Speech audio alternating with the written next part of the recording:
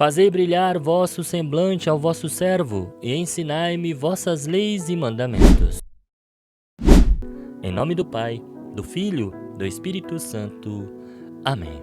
Amados irmãos e irmãs, que a paz de nosso Senhor Jesus Cristo e a fé de nossa Mãe estejam conosco. A palavra de Deus que hoje nos é oferecida neste 23º domingo do tempo comum são as leituras do livro da sabedoria, da carta de São Paulo a Filemon e do Evangelho de Lucas. Se olharmos com os olhos do Espírito, veremos um fio de ouro que as une. A sabedoria do amor que nos leva ao desapego e ao verdadeiro discipulado. Vejam, a primeira leitura do livro da sabedoria nos faz um questionamento um tanto quanto eloquente. Qual é o homem que pode conhecer os desígnios de Deus? Ou quem pode imaginar o desígnio do Senhor? São perguntas que muitas vezes temos em nossos corações. Em qual situação você já não se perguntou por que será que Deus permitiu isso? Por que será que Deus permitiu aquilo? Em um mundo que valoriza o controle, a previsibilidade, a ciência, nos vemos impotentes diante do mistério de Deus. Muitas vezes nossos planos não saem como planejados, irmãos. Temos nossas certezas abaladas e tentamos compreender o incompreensível. E o próprio texto nos dá a resposta. Acaso alguém teria conhecido o teu desígnio sem que lhe desse sabedoria do alto e lhe enviasse o teu Espírito? Irmãos, Deus, em sua infinita misericórdia, não nos deixou sozinhos na ignorância. Ele nos enviou o seu Espírito Santo para nos guiar. Ele não nos dá todas as respostas, é claro, mas nos capacita a discernir o que é de Deus e o que não é. Em dias atuais, onde vivemos em um mundo conturbado, barulhento, né? A verdadeira sabedoria não está em ter todas as respostas, mas em ter um coração humilde e dócil para ouvir a voz suave do Espírito em meio ao caos.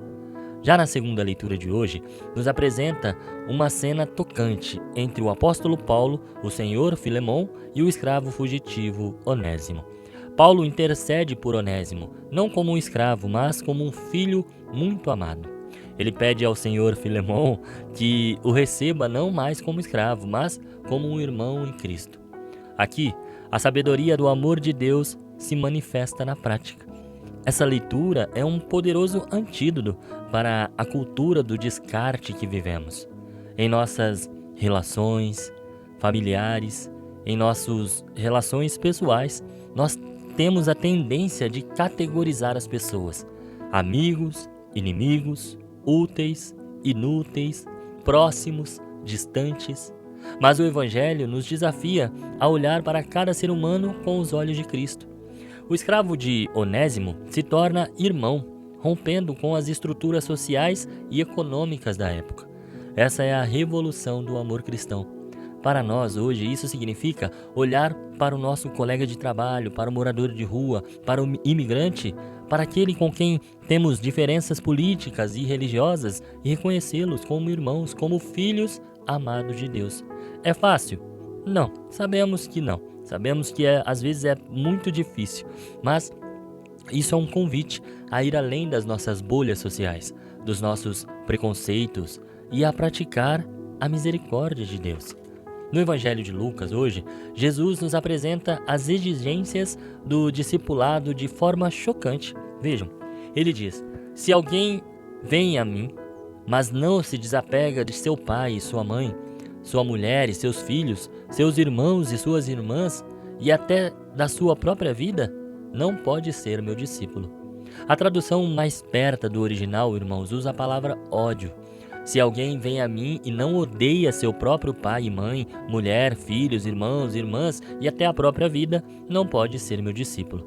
Notem que Jesus está usando uma forma de linguagem, uma figura de linguagem semítica, que significa colocar em segundo plano em oposição a Deus, né? Ou seja, em uma sociedade que nos ensina a nos apegar a tudo, família, bens materiais, carreira, sucesso, reputação, ídolos, né, de qualquer área da vida, futebol, política, que hoje está muito em evidência, Jesus nos diz que o nosso primeiro amor deve ser Ele. Ele nos convida a reordenar a hierarquia de nossos afetos e prioridades. O amor a Deus não pode ser negociado, não pode ser um acréscimo, um plus em nossa vida. Não, ele deve ser a fonte de onde emana todo o nosso ser. Ele nos convida a carregar a nossa cruz. A carregar a cruz não é apenas sofrer, é sobretudo a disposição de nos entregar por amor.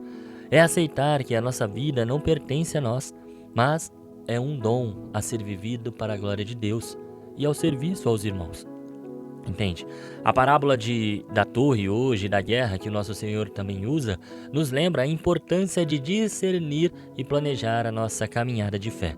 O seguimento a Cristo não pode ser um impulso emocional, sabe?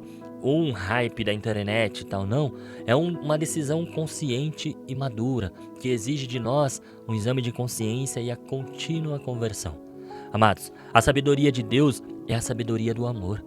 Quem nos liberta de todos os nossos apegos e nos leva a uma vida plena é o amor. O caminho do discipulado é o caminho do desapego. Desapego da nossa própria vontade de fazer aquilo que nós queremos. Ao invés de fazer aquilo que nós queremos, fazemos a vontade de Deus. Desapego das nossas convenções sociais para amar o próximo sem distinção. Desapego das nossas seguranças, ou seja, confiar plenamente na providência divina. Que possamos hoje ter a coragem de dizer sim a Jesus, abraçando a nossa cruz, amando a nossa cruz. E assim, encontrar a verdadeira liberdade, a verdadeira alegria de sermos discípulos do Senhor.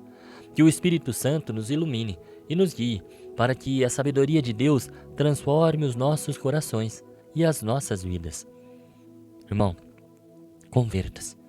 Mas para você se converter, para você conhecer e ter um encontro pessoal com Cristo, eu costumo repetir muito isso, basta primeiro uma coisa, uma única coisa: querer.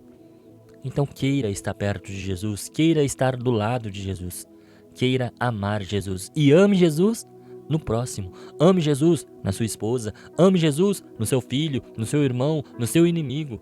Ame Jesus, transporte todo o amor que você tem em Jesus, transfira para as pessoas que estão ao seu redor. Mas não deixe de amar a Jesus. Que Deus abençoe você e até amanhã, se esse mesmo Deus me permitir. Senhor, estivemos aqui reunidos por amor a Jesus Cristo, em nome do Pai, do Filho, do Espírito Santo. Amém.